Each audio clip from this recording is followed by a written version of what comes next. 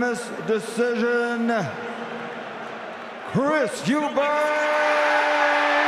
Jr. Yeah, don't worry, Simon, you didn't miss much. It was a bit of a boring fight, really. Nothing to report. My God, what a fight. Take a bow. Chris Eubank Jr. and Conor Benn, both a credit to British boxing, to their families, to themselves. That was sensational. Fight of the year. I can't see that getting topped. Both men had their moments. Eubank winning a unanimous decision with scores of 116, 112 on all three cards. I thought the scorecards were absolutely fine. I think at best for Benn, it was 7-5 Eubank.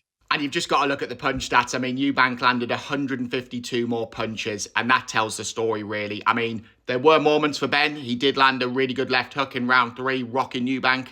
But then Eubank got back into the fight and his chin held up. I thought he won the championship rounds, especially 11 and 12. I mean, round 12, he nearly had Benn out of there. But Conor Benn, I didn't think his chin would hold up. My God, he is one tough son of a bitch. That was incredible. The grit and determination he showed. And it was just an incredible fight in every single round. There was drama. Both men wouldn't stop letting their hands go. I did think that the size difference played a huge part. I mean, Eubank did look 2 weight divisions above Benn. But obviously, Benn had the advantage with speed, and I thought especially early on, he did look sharp. He was reckless at times. He was loading up a bit too much, but understandable in a fight of this magnitude, given the build-up, given the family feud and the hatred between the fighters. But ultimately, Benn didn't do enough, and there's no way you can even make an argument for the draw. I mean, Benn, fair play to him. He went out on his shield. He never stopped trying to win, and I have so much admiration for that. So many fighters would have quit there or would have just tried to survive when they were hurt. And he met fire with fire.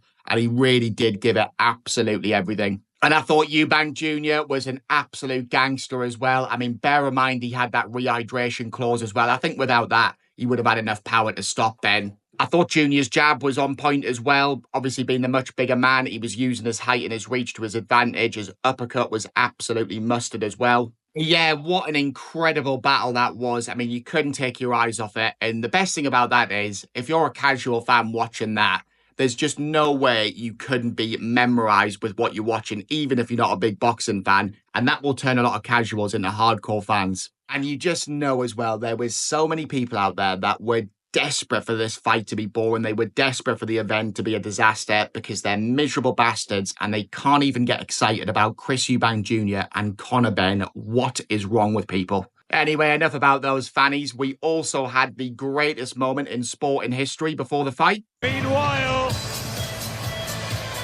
have a look at this. He's here, and the crowd are going wild. Father and son reunited. Simply the best. One of the best things I have ever seen that in boxing. Honestly, Chris Eubank Sr., I mean, what a lad. I am so pleased he came. A lot of people were saying that I was staged and that, you know, for the past few months, they knew what they were doing and they were always going to do this. For me, I think they probably made up on fight week. I think after Junior's comments in the final press conference on Thursday, I think that probably hit Senior quite hard. And I think it was probably a case of he reached out to Junior and he knew he couldn't miss it. He knew he had to be there for his son. Or maybe deep down, he always knew he couldn't miss it and he was always going to be there. But the fallout was real. I mean, they fell out years ago, and it's been years since Senior's been at any of Junior's fights, so it was just such a heartwarming moment, and to see Junior smile, walking in with his dad, and I mean, the ring walk was just one of the best I have ever seen. Simply the best. Then Dr. Dre, they absolutely nailed it. The atmosphere was sensational. Just incredible scenes all around. I'm not a massive fan of Conor Benn's Ready or Not, Here I Come. It actually reminds me of a woman I'd rather not talk about. I'm definitely not bitter about it, I promise. But yeah, you definitely got the feeling that it was a psychological win having Senior there because the camera actually panned to Conor and Nigel when he arrived with Junior and they did look pissed off to me. And then we also had the drama of Billy Joe Saunders trying to go in Eubank Jr.'s changing room to watch him get his hands wrapped. He basically got told to fuck right off. He was kicking off with Napa, and I mean, back in his prime, Billy Joe Saunders was an unbelievable fighter, 2-weight world champion, but I think right now, Napa would have absolutely annihilated him, so I think for Billy Joe's sake, it was a good job that there was 10 security in between them. And I'm not being funny, what the fuck was he even doing there anyway? The only reason he was there is because he despises Eubank Jr., and so does Conor Benn. It's like at school back in the day when you had two people who'd become friends because they hate the same person. It was all a load of fake bullshit. So, I mean, all night, even before the fight started, Eubank Jr. had all these little wins, and I think it all does help. But ultimately, he proved that he was the better fighter, and he thoroughly deserved the victory. I'm over the moon for him. And fair play to Conor Benn. He can come back from this, and he actually comes out from this fight with a lot of credit as well. Not from Nigel, though. You said Dad couldn't do the business, but I'll have to come and do it.